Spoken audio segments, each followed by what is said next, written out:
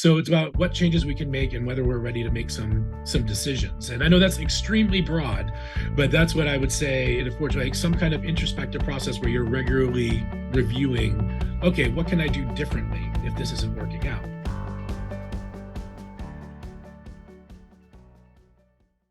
What's up, ADHD Rewired listeners, and welcome to the second week of ADHD Awareness Month. If you were listening to this early enough on the day it came out, why not join me and the rest of the ADHD Rewired team for our monthly live Q&A? Go to adhdrewired.com/events to get registered so you can join us live on Zoom today at 10:30 a.m. Pacific, 1:30 Eastern to get your ADHD-related questions answered. And immediately after our Q&A, we're having a post-Q&A registration session for our fall season of coaching and accountability groups that starts in just 2 days. So for all of you listeners who thrive at getting stuff done at the very last minute, that moment is now because we start this week on Thursday, October 12th. So if you thought you missed your chance to join us, then head on over now to coachingrewired.com and get your name added to our fall coaching group interest list. Or click on the events tab to register for our live Q&A. And if you want to join us but can't make it to our post Q&A registration event, we've added an option for you to schedule a registration interview at a time that works best for you over the next day or two. But don't wait, our evening section is now full. We do have 3 spots left in our morning section that meets at 8 a.m. Pacific, 11 Eastern. And to all of you entrepreneurs and remote workers and those who have flexibility in your day, we still have spots left in my section, which meets at 10 a.m. Pacific, 1 Eastern. Oh, and in case you missed our announcement that we rolled back the cost of our program to pre-2020 pricing, all that information is on the website. Go to coachingrewired.com, but don't wait because we start this week. And to all of our alumni who might be interested in going through ARC again, check your email because we are offering you a special alumni appreciation discount. We hope to see you soon. And now, on with the show. Welcome back to another episode of ADHD Rewired. We are here for our live monthly Q&A. It is September 12th, 2023. And if you were listening to this, I hope that you had a good September and your November is going well. All right. See how I traveled into the future from where I'm sitting right now? It was a stretch. All right. So Erica, what is your question? Thanks. Hi, everybody. My question is, when I talk to my friends and some family and, some of their children, or they say, well, my daughter thinks she has ADHD, or my niece thinks she has ADHD because they can't do X, Y, and Z. I'm like, well, have they gotten tested? I don't know really how to approach it. I feel like you have to get tested. That's my understanding of it. This whole thing about self-diagnosis and kind of what to say to people and how to guide them is something I would just like to hear your thoughts on. Yeah. So what do you think your friend is looking for when sharing that information with you? She's looking for help for her child who she thinks is struggling. Okay. She thinks she sees signs of it. She doesn't have ADHD, but there's kind of this inattention and certain things like that. So I don't know if she's been tested, but I just don't really know how to guide people, or my friend, or even her daughter. Should she want to talk to me? I think that, validating the concerns, as a friend, saying it could be, but you're not a doctor or a clinician. So it's, you can only share what your own experiences are, but that, it might be worth seeking out professional consultation on this. And I think the one maybe caveat to also maybe share is that not all doctors or clinicians really understand ADHD. So maybe just kind of, if it's available in your area, to really seek out a specialist. Because I think that's really important when going through that evaluation process. Yeah. I can ask my panel here. Brian, how about you? Do you have any thoughts on this one? Well, are we looking for practical solutions, or how to, like, the literal how-to steps of how to get an evaluation, or how to counsel somebody who thinks they need an evaluation? Well, maybe. Can I say both? You can say both. I'm just curious if you had an approach. Like, I wasn't quite sure if you were reading it as like, I don't know how to advise these people because I don't have the information they're looking for. Well, I mean, I guess I'm saying go to a specialist. And so that seems like the right thing to do. Has anyone ever been like self-diagnosed? And I know people do that, but that doesn't seem like a good path to me, but I don't know if that's a valid path. I think those like online assessments, they're Right. valid for should you take another step, right? Like if it says like high Okay. likelihood, then to me, like print that out and bring it to, Oh, that's a good idea. yeah, because it's obviously it's an online assessment, so take it for what it's worth. It's not Yeah. the most complex thing to diagnose if you know what you're looking for. Like it's, I mean, Right. which is frustrating because there's a lot of misdiagnoses and people who just don't understand ADHD. And there are also Right. professionals who will, say things like "Oh, ADHD isn't real or it's overdiagnosed. Right. So there's that too. Right.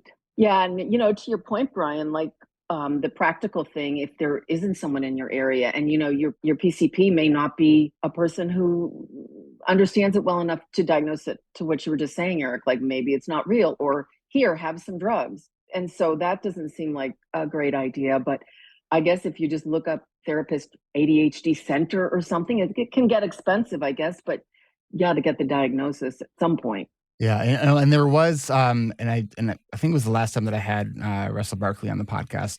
I was Mm. asking him about an editorial that he wrote in his ADHD report newsletter. It was basically saying like stop requiring people to get a neuropsychological evaluation for ADHD because it's a barrier for a lot of people and it's not Yes. necessary. Like unless you were looking at complex coexisting disorders, learning disabilities, other things like that, like it's really not necessary because those can be thousands of dollars, right? Like gold standard evaluation is clinical interview, rating scales, like valid rating scales filled out by the patient, the client, and people that love them and know them well, right? So you have that other Okay. reporter. That's really Um, it. Like it doesn't need to be this multi-day, half day, all day long thing that a lot of people think is required. If you have the yeah. availability and the resources and access to that, I mean, it's certainly interesting, but I don't think it's required. So it's really a therapist or a clinical psychologist, somebody who says that anybody can do it, or they would say, I do ADHD testing. How do you know? I would have them ask like how much of your practice is focused on ADHD. Okay. Yeah, you can also Oh, ask like okay. what's the last training you went to in ADHD? Like what's your what one tip that I think is I'm sure there's exceptions to this, but if you look on let's say Psychology Today and you see someone Yeah. has ADHD listed as a specialty, but they also have 10 other things listed as a specialty, there's a good chance it's not really a specialty. Yeah. Right. They're probably Right. doing kind of keyword search stuffing and they're like, yeah, they work with ADHD, but like, do they really get it? That's Yeah. important. Laura? Right. I can't speak to this from a professional standpoint, but I have recently watched somebody go through this process with a neuropsychologist, and I've been through it myself with several psychiatrists. And I think that the most important thing, regardless of who you're going to, is actually to walk in with a list of red flags in your brain and a That's list a good of one. green flags, for lack of a better term. Because if they say things like, you've come this far, you can't have ADHD, or you've come this far, it doesn't matter if you have ADHD because you've come this far, so I don't think you need medication. Yes. People who say, you shouldn't take your meds on the weekend, quality of life is not as important on the weekend as it is at work. Yeah. Those sorts of things, you Yeah. can Yeah. know, oh, this person isn't up to date on the research, and know that you can walk out Right. and go talk to somebody else. So I just think that that's a really important thing while walking in. Yeah. That's really good. And I see some Good people in one. the chat talking about like having to be on a wait list for a long time. So if that is also the process where Mhm. that's what they're coming up against, I would say get the name on the wait list, but keep pursuing other options. Mhm. Right. Brian? Well, I just want to add a follow-up point. I fully agree with Russell Barkley's position, like stop requiring people to get a neuropsychological evaluation because it's kind of like a socioeconomic barrier at that point that Yes. shouldn't exist. Exactly. But as a matter of practical, just the way the world is today, like most healthcare management organizations, if you want your insurance company to That's provide you right. services, they will want some kind of evaluation. And I can't speak to every health insurance provider, but usually that is a very arduous process to go through. Like I was not medicated until about 2 years ago. I went through that process with my insurer, and to get that, I had like I had bulletproof documentation, like actually like studies from doctors when I was much younger. But if I didn't have that, it would have been much more difficult to get the insurance. So pointing out Right. the distinction there, like you can go get that evaluation from a therapist, but you don't need it. But if you want to access services, most Yep. places are going to require you to do that before they prescribe or cover the prescription. Right. Right. That's a great point, Brian. Yep. Erica, I hope that's helpful. That's super helpful. Thank you all. Really appreciate it. And thanks to those in chat. Awesome. All right, let's go to another question. We have one from Jenny, who can't go live, so I'll read her question. And Jenny asks, how do you all overcome the difficulty of transitions? I know what needs to be done, but why is transitioning from one thing to another feel like such a chore? Great question. And I just want to first say, me too. Transitions are probably one of my biggest ADHD challenges. So when we think about the our brain's attention networks, they say networks plural because there are multiple attention networks that do different things. One of the attention networks that is impaired in ADHD is the task switching network. It just doesn't switch real easily. Like for this morning, so my actually son is in the room next to me here at the office because he's home. He didn't go to school because of a cold. So this is a sort of a big transition in my mind because I got to like move stuff around, and the image of what I thought my morning was going to look like was now not going to look like that. Intellectually, I know, look, I'm dad. My job is to help take care of my kid. Emotionally, my brain was having a tantrum, right? Like I was just like, "Ugh, this is so frustrating." So I trying to like validate like that it's not a personality thing. This is like our brain is having a hard time. It knows what it's trying to do, and that's why it feels frustrating. Think of like train tracks when there's a signal failure. It's kind of like that. So transitioning, I think a lot of this depends on context of what's kind of happening at the time. One thing, if you're able to even set up starting a task prior to going into it, that can make it easier. For example, if I have something that's like a writing task, and I know that maybe I'm not going to want to transition to doing that, I'll actually open a document with that writing task before I actually need to start on it. So it actually makes just getting engaged in it a little bit easier. I'm going to ask Brian and Laura, any tricks that you've come up with for transitioning? Well, one thing that has been effective for me is the concept of habit stacking, where you start to associate certain things with other, and this is dependent on the idea that these things are go together on a regular basis, not completely novel situations. But if you have certain situations that go together, like for me, I've always struggled with transitions leaving my office on time at the end of the day and not just puttering around. Habit stacking it with, okay, what's the next thing coming up and how do I connect those two things so your brain starts framing them together, and that takes some of the load of the burden of the executive function off of that task switching network where you already have your brain primed to do that. So for me, it's like when I get in the morning and I know I want to leave work at 5 and I want to go to the gym afterwards, like I put that gym bag like right there next to my office chair. So I have to literally trip over it. And I can't just forget that. Or I set a reminder. There's something that connects the two tasks together is what we generally refer to as habit stacking. It takes a little bit of load off of the executive function that you need to move back and forth. And I don't know how to explain habit stacking better than that. that was Maybe you can pretty help good. me out. Yeah, no, I mean it's just basically like link it to something you're already doing, like something new to something you're already doing. There's also like priming as a tool for transitioning. So what I had said before about like opening up a Word document or Google Doc to help make that ease into that new task easier, that's a priming example, right? It's sort of like getting the brain ready to make that shift. Even like bigger, maybe there's something bigger going on. Something that I do for when I'm doing some bigger planning things in my life, that if I know I'm coming up, say, on yearly planning, I don't want to just see on my calendar for the first time if I turn to it like on that week, like, oh, I have to plan my year now. Like I'm not ready to do that. Right. But if I put on my calendar, yearly planning is in 2 weeks, I don't have to do anything with that other than like, it's like, okay, my brain's gonna start thinking about that. I'll put that in the following week. Yearly planning is next week. Right. Like, and I might even prime myself with some questions. So when that activity set to start, my brain has been anticipating this and makes it easier to sort of engage in it. Laura? As we all know, executive functioning is limited and we need to recharge. So we really need to take breaks to reset, even if that break is just 10 minutes long.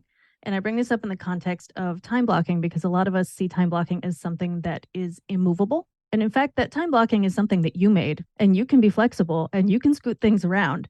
And something that I really find imperative for myself is to always block in buffer space. Eric has another term for it that I don't love that much. But yeah, really Pe- thinking People about either love it or they love to hate it. And since you're all probably curious, it's called SHART Space, which is an acronym for Shit Happens, Adjustment Recovery Time. You're welcome. So going from there, this buffer space can be built into something that I really like to do called ideal days and ideal weeks. I will make a Google Calendar that is called Ideal Day, and I will make what would I like my day to look like today, and I'll block it out for the entire week. And then I will let that ideal day be the thing that shows up on my smartwatch instead of what I'm supposed to be doing, like what I Mm. actually blocked in. I want to look down and go, oh, my ideal self would be doing blah, blah right now. Mm. And sometimes that says my ideal self should be taking a break right now. That's great. So, That's a really great strategy. and so one last thing, I have a resource, which would be episode 342, which is about transitions and balancing work and relationships with Addison Smith and, of course, Eric. Ah, that sounds interesting. I should listen to that one. You know, the other piece too that we surprisingly haven't mentioned yet is accountability. Right? Like if we know that we need to be transitioning to something at a time that we know that you might have a tendency to maybe ignore our transition cues, right? Leveraging some accountability around that transition. So like I've done stuff where say I need to leave my office at a certain time and I know that I have a tendency to get stuck, especially if it's later in the evening. So I will reach out to someone and say, hey, I'm going to check in with you, let you know, or I'll take a selfie while I'm in my car. This is something we talk about in our coaching groups, that accountability is on, the onus is on me if I need the accountability to be the person that initially says, I'm going to reach out. The accountability piece is it's kind of that safety net. So if the person doesn't hear from me, then the hope is then they reach out and say, hey, are you still at the office? Get your ass out of there in the nicest way possible.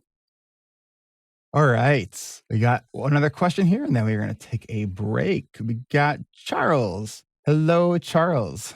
Hello, how are you? Doing great. How you doing? Good, good. Let me see. First of all, I would like to, is it okay to respond to Jenny V? Yes, do it. Okay. So this problem of transitioning is probably my core problem.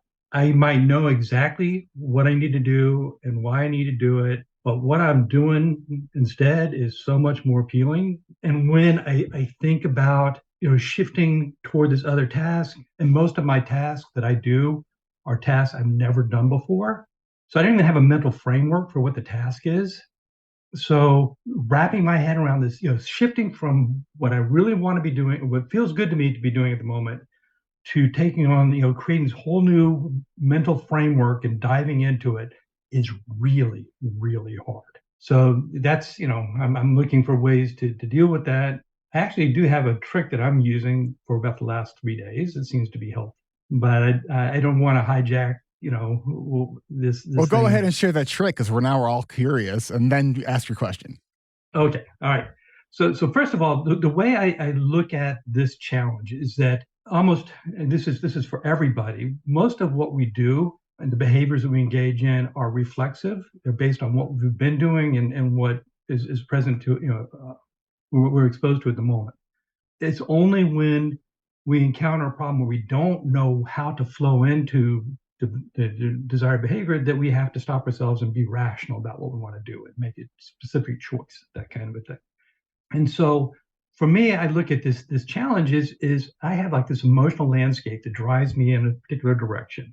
And that's kind of, I would get in this flow, and it's something that might be very appealing to me, but what I have to do, which is different, is kind of uphill from where I'm at.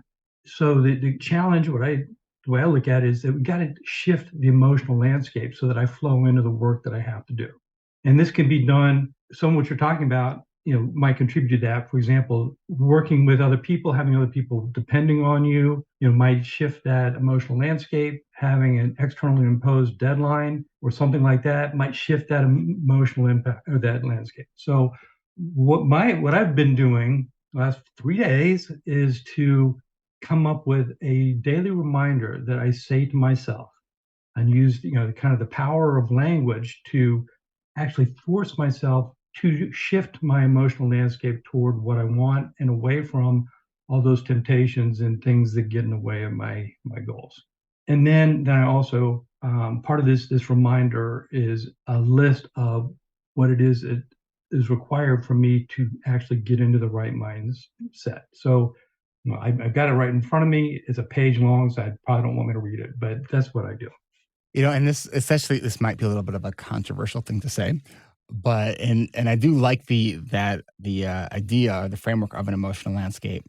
And I think it's also important that we like sort of reckon with the idea that if we are waiting to feel like doing a thing in order to get the thing done, we're going to have a really challenging life, Yes. right? Yes, it's lovely when we can get in the mood and ride the wave of activation and motivation. Like we all love that because it makes it easier. But what I think the real strategies that we're working on here is developing how do we do the thing that we really want and need to do when we don't feel like doing it. So just something to kind of consider. All right, so let's shift down to your question. What is your question? So my question is that I was recently diagnosed with ADHD at 61 years of age, believe it or not. And so I'm in the very beginning of trying to understand myself through this new lens. And I'm seeking resources to help me achieve my goals in the life I want for myself, which is mostly around transitioning. How do I actually make it easier for me to do what I need to do? This is why I'm here. And so I want to know whether you have any words of advice for someone like me. And also, can you help me to understand your offerings, how they might help me and what the philosophy behind it is? Absolutely. Okay. So first of all, congratulations on your diagnosis. I always tell people that especially, really no matter how old you are, a diagnosis later in life, it doesn't change our past, but it does change our understanding of the past. And so there's going to be probably lots of things that you're going to be kind of thinking through and reprocessing and going, oh, that's why that was so hard. Or, oh, that makes so much more sense now. Of course I struggled with that. So just like be mindful of and patient with yourself as you're processing all of this.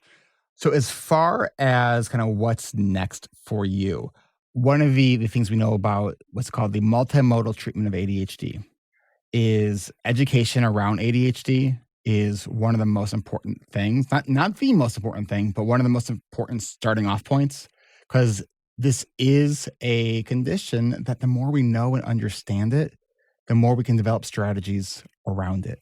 The more we could say that except that it's not a character flaw, right? Having ADHD is not a character flaw, right? It's a neurological flaw, if you want to call it that. Our brains are wired differently, right? So we may have things that our brains do quite well and quite easily that are very challenging for other people.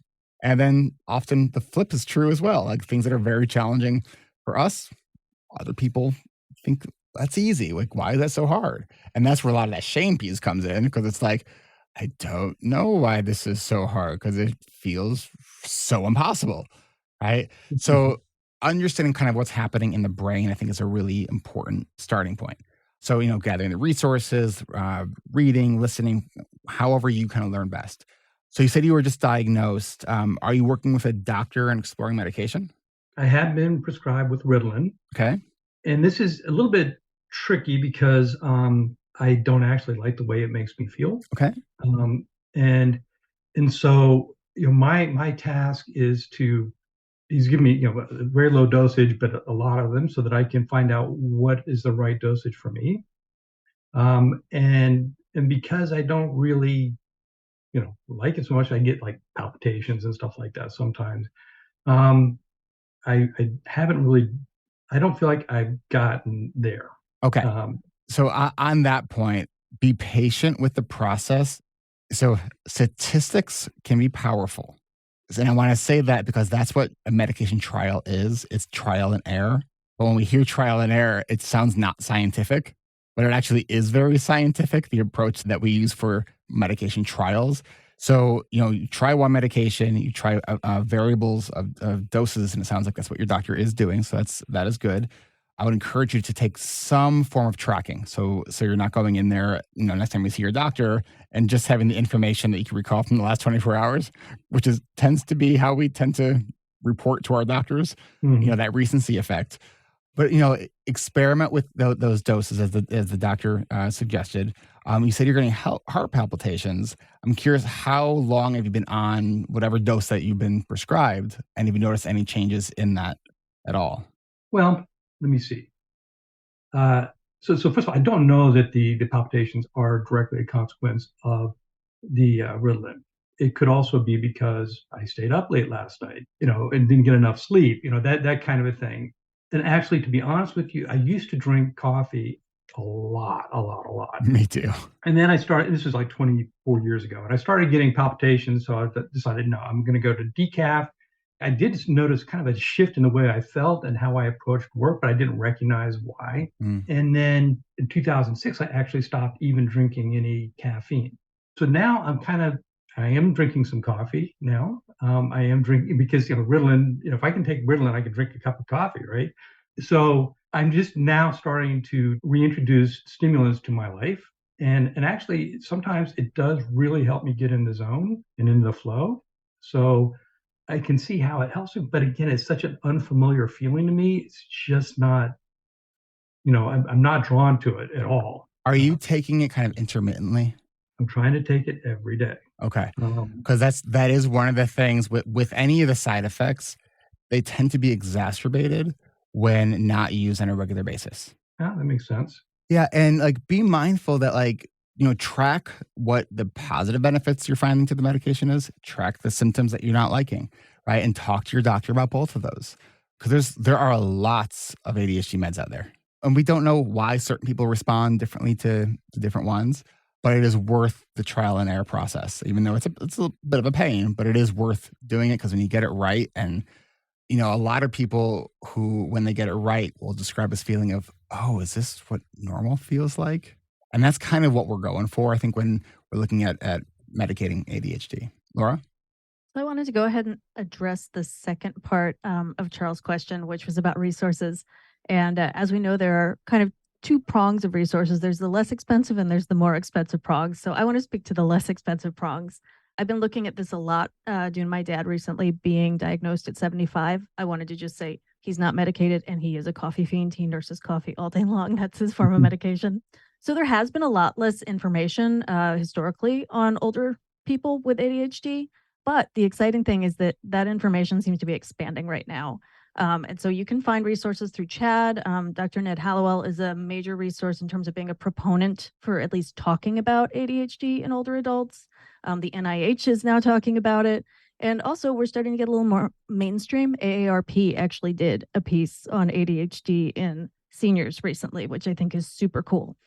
And then in terms of being slightly longer than those things, there is a book that I recommended a few times called Still Distracted After All These Years, and it's by Dr. Kathleen G. Nadeau, and I recommend taking a look at that one. But I will let Eric and Brian speak to coaching as the slightly more expensive prong.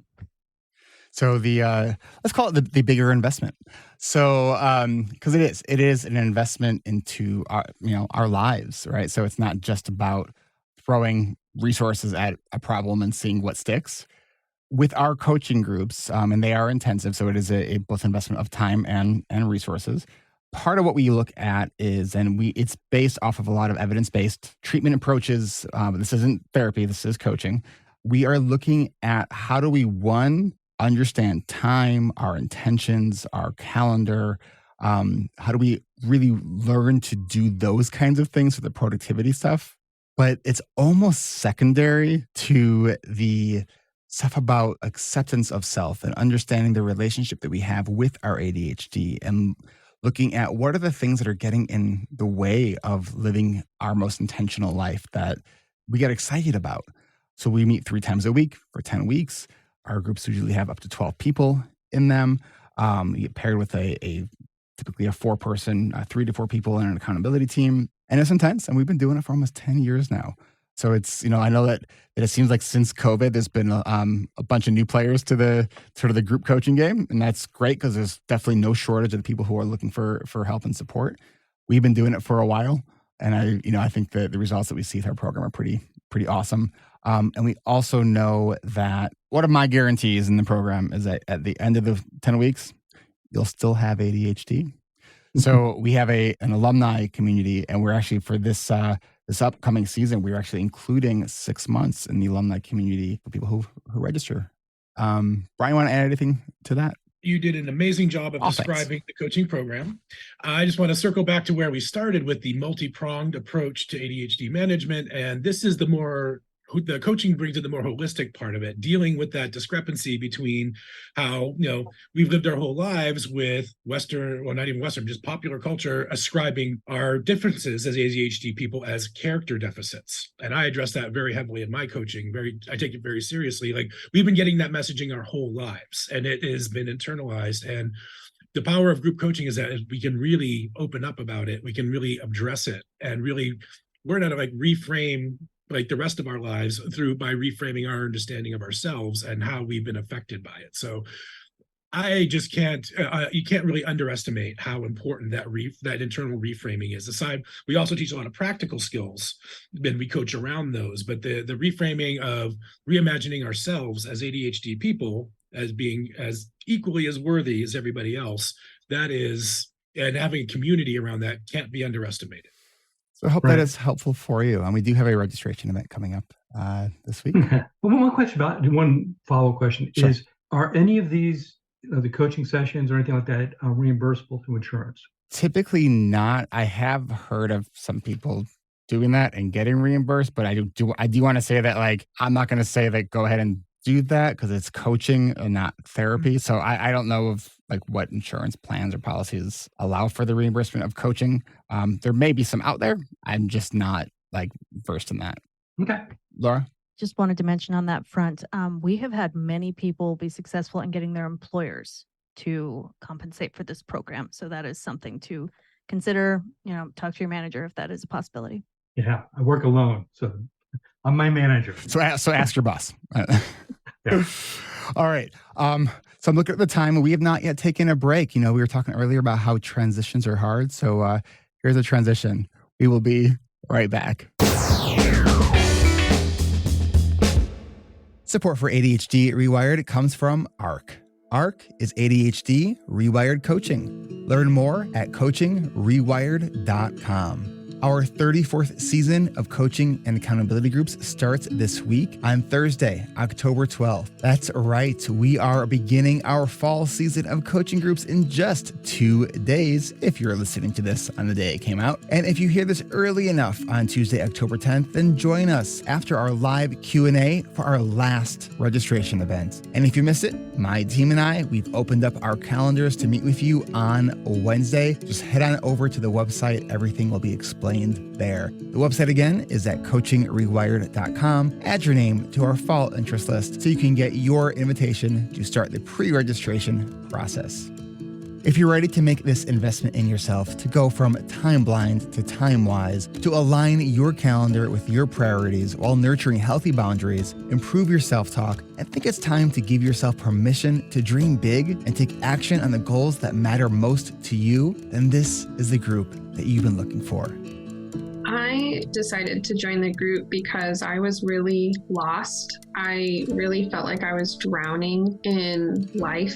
I would, in the mornings, just be like, why is this so hard getting ready for the day? When I'd come home from work, I would be like, why is this so hard? And not also knowing which direction to go. Especially as a mom, you just have people dependent on you. And when you're supposed to be the anchor, it was rough. And I needed something to do and to change where I was going, because really I was just floundering. I decided to join the group both as a proxy to kind of move forward in my professional transition, as well as try a different approach to productivity and whatnot. There really was a lot of value in hearing from other people and their experiences. Something that I did not expect was just immediately recognizing myself in a lot. It literally feels like you're staring in a mirror for 10 weeks, but in a good way. All those different perspectives help, and we all have brains where we make connections so well, and so that really helps us, how that really all fits together into one puzzle instead of flying by the seat of my pants like I I was before.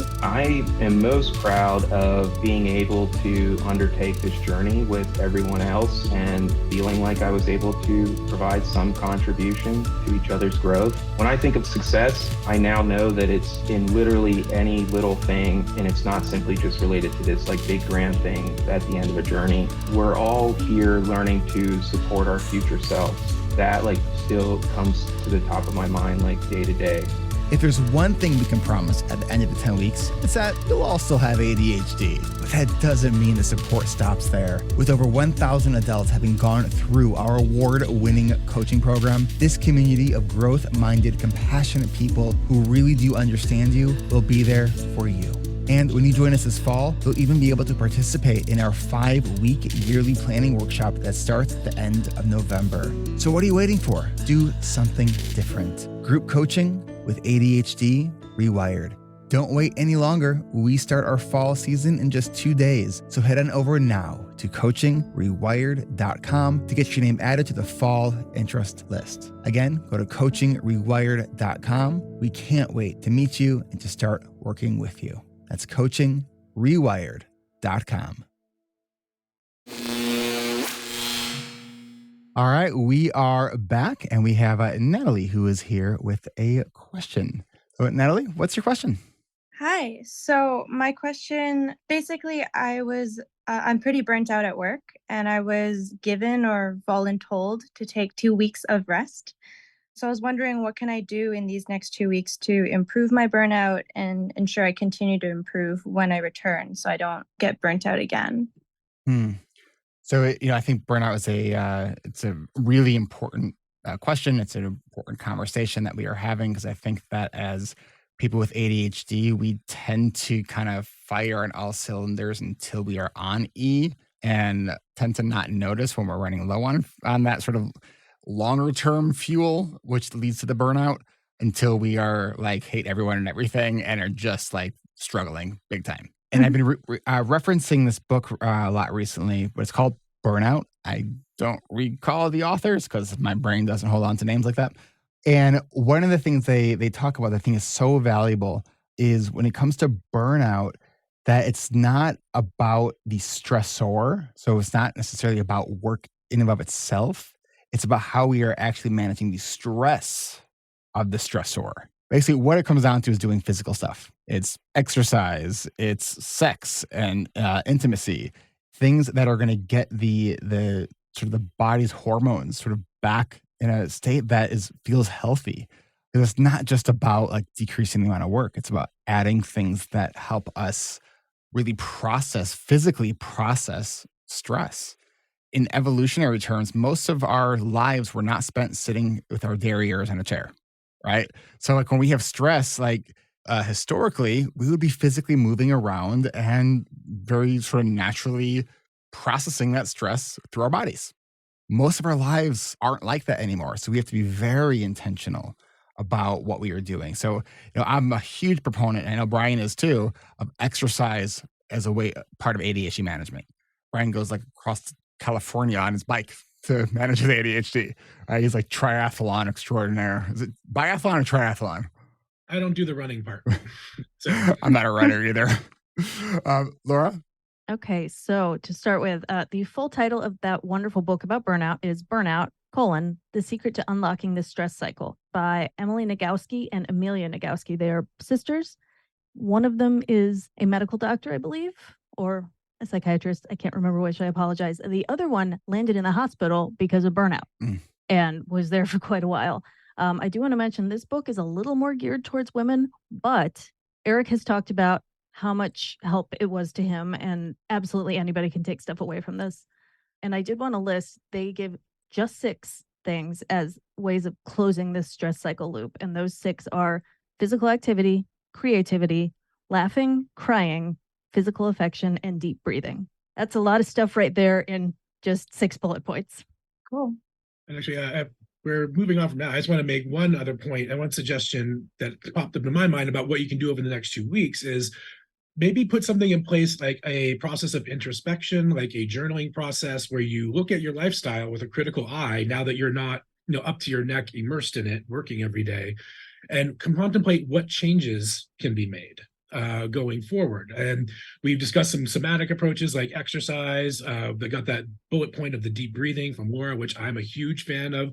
Somatic work with breath work. We actually have that in our alumni community. We have a really amazing breath work and meditation instructor. That's how I developed the practice, was by having that resource available. But it's also about, making decisions about what can we change, what can we say no to. And it's not necessarily about reducing about them work, but also what we can add. So it's about wondering like what changes we can make and whether we're ready to make some decisions. And I know that's extremely broad, but that's what I would say, in unfortunately, like some kind of introspective process where you're regularly reviewing, okay, what can I do differently if this isn't working out? Because I'll say this, my conception of burnout is that it's often, I think of it as the nervous system taking the rest it needs by force. If you are not really meeting all your needs. Say that again, Brian. That's worth repeating. I look at burnout, I frame it a lot of times as their nervous system taking the rest it needs by force. Like, it's not getting what it needs and it can no longer function properly. So, we have to nurture it. And that's somatic approaches, but it's also about, putting ourselves and our self-well-being at the forefront, and sometimes making a hard decision about, well, I need to put my needs ahead of my job needs, at least part of the time. And a lot of people find that stressful and they find themselves avoiding that question. So an introspective process where you start with asking yourself the hard questions about what changes can be made. Awesome. I actually did remember one more thing is I was looking at your group coaching program, and I was wondering if that would be helpful at all in my situation. I'm biased, but yes. We're coming up on almost 10 years of doing this program. And the program we started with 10 years ago is not the same program that we have today, because I look at our coaching program sort of as a microcosm for how we manage life with ADHD. It's iteration, reflection, feedback, and keep doing that over and over and over again. So yeah, it's if you can dedicate the time to doing it, because that is, a really critical part of being part of the program, is really being able to say for the next 10 weeks, this really is a priority, not just in the words, but how we're actually spending our time and what we're saying no to. Mm-hmm. Awesome. Thanks, guys. You bet. Okay. Let's take one more quick break. And by the way, at the end of this, I will happily stick around and answer any questions that people have specifically about the coaching program. So let's take a quick break and we will be right back. All right, it's time for what might be your new favorite part of this podcast, an ad for a product that doesn't really exist.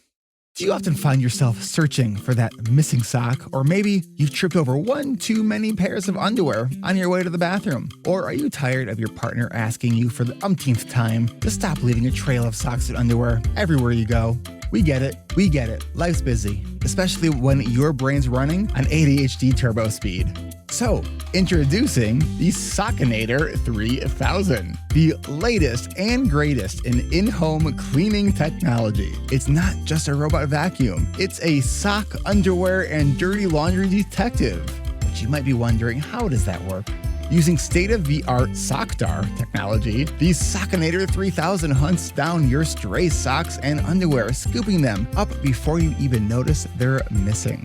And if you're wondering, but what about those socks that are maybe under your bed? Fear not. With its ultra-slim design, the Sockinator can venture where no hands dare go. Under beds, behind couches, and even into the mysterious void that is in that space between your washer and dryer. And maybe you're wondering, but what about your delicates? Well, the Sockinator 3000 is gentle on delicates. It's been trained on thousands of underwear types, from boxers to briefs to lacy to those that are sporty. It handles all of them with care.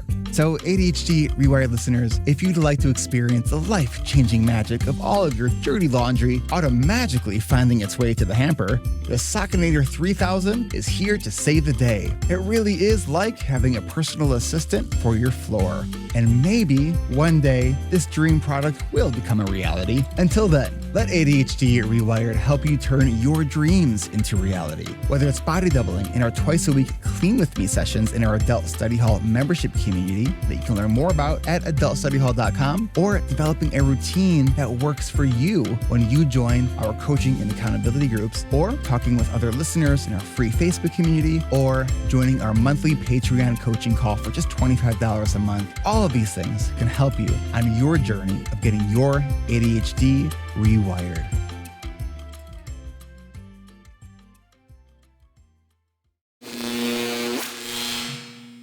And we're back to ADHD Rewired questions and answers. All right. All right, Kathleen. Hello. Hi, Kathleen. This How is are you? Kathleen. As you can tell from my question, I'm extremely wordy sometimes because I'm trying to be very specific. So which question are you looking at from me? I had a really long comment and then I had a question. I'm gonna let you make the call on what question you would like to ask. Okay, well, my question was, not long ago, I heard a broadcast, and I don't even remember who it was, so I don't know if it was on ADHD, but they actually read the definition that says what Medicare is going to cover and what it is not going to cover. And that's what my question was about. I was just wondering if you know whether, you guys or people in Chad or Ada are working on getting that definition changed, because that is what would really allow coaching from how I read the definition. It's a And really that's why great I put the question. information about what the definition was. Yeah, I'm gonna kind of outsource and crowdsource this because I don't have an answer to that question. But it's a really good question. I do know that ADA has different work groups that specifically looks at stuff like this. And I know that Chet also has advocacy stuff that they're doing as well. But I do not have an up-to-date any information on that. Does anyone who is listening right now have anything they can throw in the chat that we can share it with Kathleen? And I don't know if Laura or Brian, do you know anything about this? This is a big issue to me because I'm on Medicaid and I would love to do coaching, but again, I cannot afford to do coaching because I get SSI, so I just don't have money to do it. But I can't get Medicaid, just won't pay for it. They wouldn't even pay for a winter depression light. And they claimed it was too expensive when it's one of the cheapest ways to do it because you're not continually paying for medicine. But they don't consider it the same as medicine, and so they wouldn't cover it.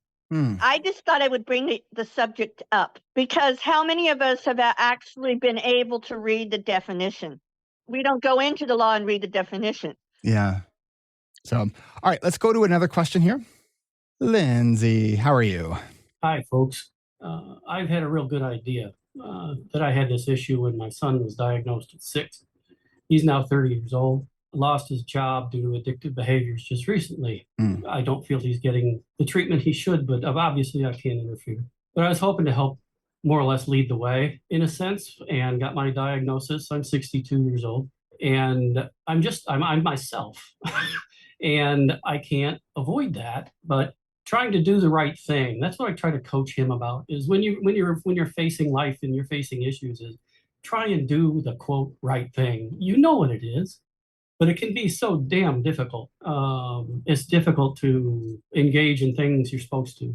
At any rate, in my question, I'm having a very hard time doing what I'm supposed to do, exercise, journaling, et cetera, things I'm supposed to do, but have a horrendous time bringing myself to even take a walk most of the time. I've been told when interviewed by a coach, she didn't think I was ready for self-care. That was rather shocking, but it rings a little true. I'm sorry, I don't hear you, Lisa. I think it was the look of shock.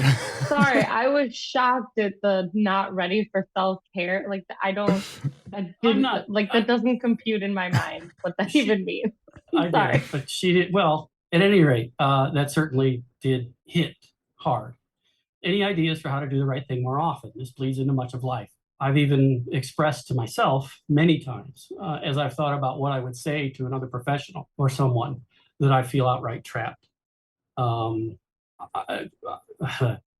I assume I need some clinical help. I'm not very good at helping myself, obviously, or I wouldn't be struggling this hard. But you're also Anyway. here right now asking a question about Which something, right? And you've sought out coaching and you're like, Which is, that's when you hurt bad enough, right?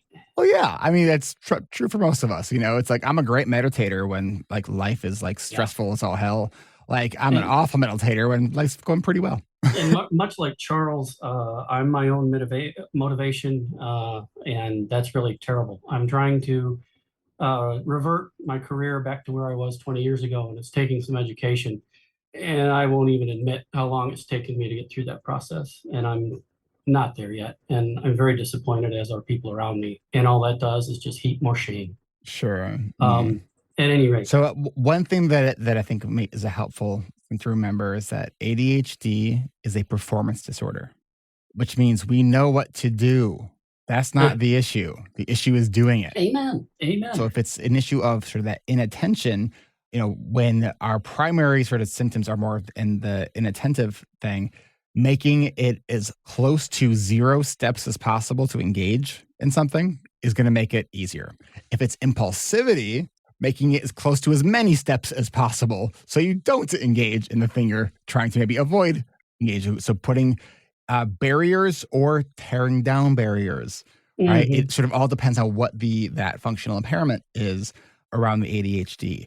You know, when you said about the self-care thing, I had a therapist I was working with a few years ago, and I was trying to work on some of my sleep procrastination issues. And after a few weeks of not really making much progress with this, she said to me, "Well, I just think you're not really motivated to actually work on this." I fired her because I was very explicit of like, there's this really frustrating gap because I am very intellectually motivated. I know the benefit of the sleep. Like, it's frustrating that like I do this rinse and repeat every night. Like, today's going to be the day that I go to sleep early, and then I don't. And then I say, I'm going to try again tomorrow. Rinse and repeat, like for most of my adult life. And it's a frustrating thing, but it's also something that if I'm hearing from someone who I'm telling, this is aggravating, this is frustrating, and I'm still not doing anything about it to change, there's something else going on, right? And it's not that I'm not ready for it. It's just we haven't identified the right solution or the right cause of what that barrier is. There was a question in the chat, do I use a white noise machine? I sometimes do, yes, for sleep. And no, I just got distracted because I usually don't look at the chat while we're doing this. And that's why, because I see that and I'm like, oh, that thought just went out my brain. Brian. I just wanted to chime in on, I'm really glad, Lindsay, that you are aware of the role of the shame that you feel when you don't do these things, when you don't do the things that we want to do, because over time that compounds, and the symptomology of that, leaving that unchecked, often tragically, ironically, manifests very similar to the symptoms of ADHD itself. That compounded shame actually kind of turbocharges the ADHD. That's one reason, like with our multimodality approach in coaching, we also address the shame and the underlying feelings as well as the practical skills. So I'm really happy that you're aware of that. Many of the people we meet in coaching are not intuitively aware of that when we begin working with them. So I would encourage you to really explore that and open yourself up to the idea, like, okay, what is me and what is the shame? What is me and what is my emotional reaction? And I know we already kind of covered it, but I just wanted to circle back because I think it cannot be underestimated how important that is. Yeah, I'll second and third that. Laura? Thank you, Brian. I've got a 1, 2, 3 punch on this that's pretty short. A, not ready for self-care is bullshit. It's a giant red flag. This is not a good coach. I will give the caveat, maybe good for someone else, but not for you. Not for you. Maybe you do need to start smaller, but you can still do self-care. Brian was just talking about shame and how shame and the symptoms of shame can present as ADHD symptoms. There has been quite a bit of research recently about ADHD and CPTSD, which is to say that we develop a form of PTSD after decades of having the little t trauma. So not going to war, not a car crash, but the little t trauma of being told that we are bad, that we are wrong, that we can't do things. And so that leads directly into this wonderful quote from Brene Brown, which is, shame corrodes the very part of us that believes we are capable of change. Yeah. And I'm just pausing right there. The other part of this is, she says, we desperately don't want to experience shame and we're not willing to talk about it. Yet the only way to resolve shame is to talk about it. Mm. And I think right Yeah, there is why group is so powerful and why it's so effective. it's remarkable. Thank you, Laura. And if I just may follow up on that point, I can't remember the details right now, but there was a study that I read about in basically all the ADHD organizations about the messaging that ADHD children receive. That someone correct me if I get the numbers wrong, but I think it's like by the age of 7, ADHD children typically get about 10,000 pieces of negative messaging that a neurotypical child may not get in the same position. Now, compound that over a lifetime as an adult. And I'm not trying to overwhelm you with that. I'm just saying, like, it's a real thing, and you don't have to like just accept that. Like, yeah, this is a real problem. It exists in the world. It's been demonstrated scientifically that this is a problem, and we so often are undercut the role of those feelings, those emotions, and our feelings of self worth when we think about practical applications like doing things every day, achieving tasks. So, just highlighting how very real that is. Thank you very much. Uh, I've been poking around when I've been able and willing, which isn't all that often, since I was diagnosed in March, to learn understand more about ADHD. Watched a lot of Dr. Barkley. A strike and shame, that's a big bell that's being rung when I hear it.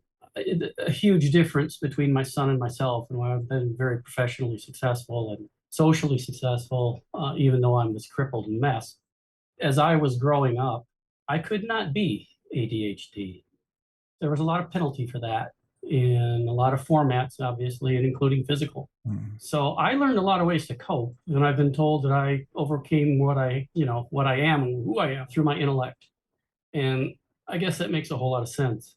But here I am, and I look at my son, who I didn't want to bring up that way, and basically, made my best effort not to.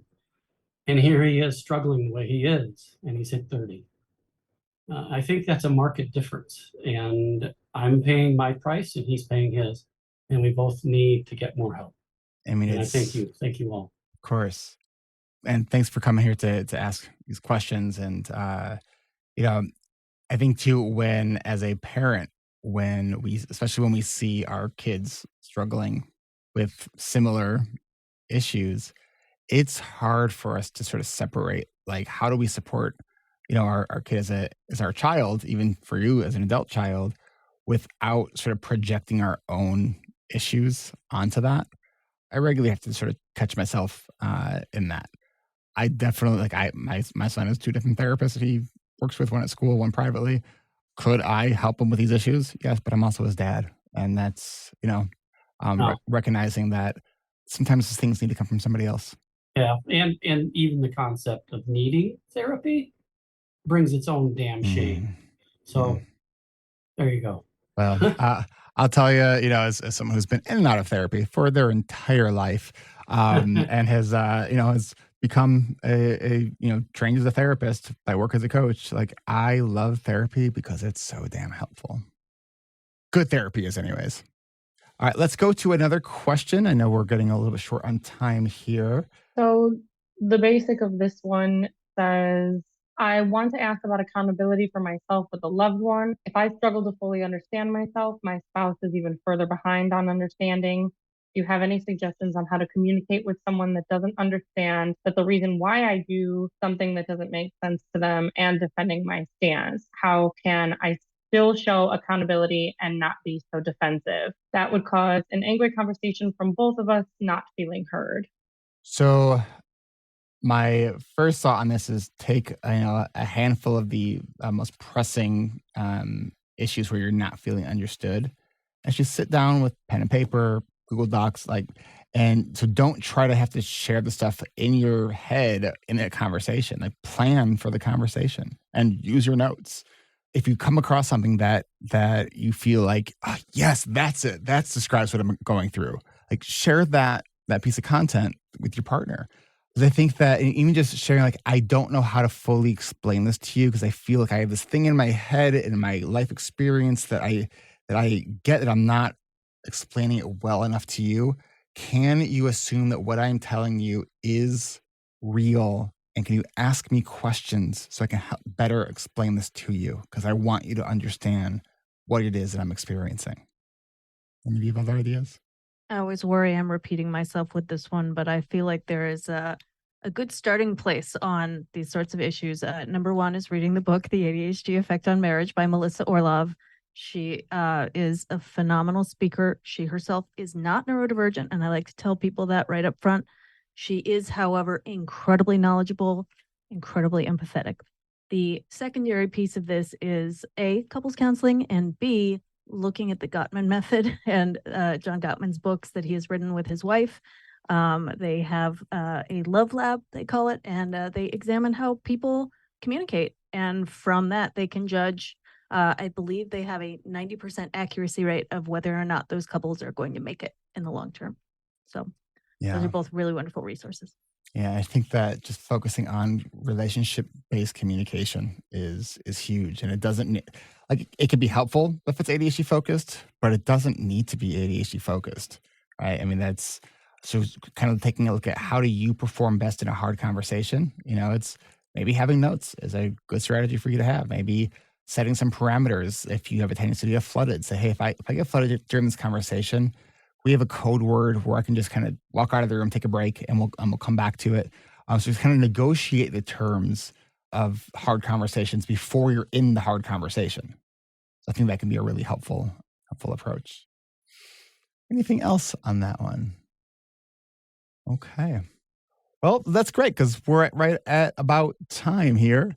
So thank you, everybody, for tuning in and for listening. And we will catch you back here next month. We do this every second Tuesday of the month at 12:30 p.m. Central. So thanks, everybody.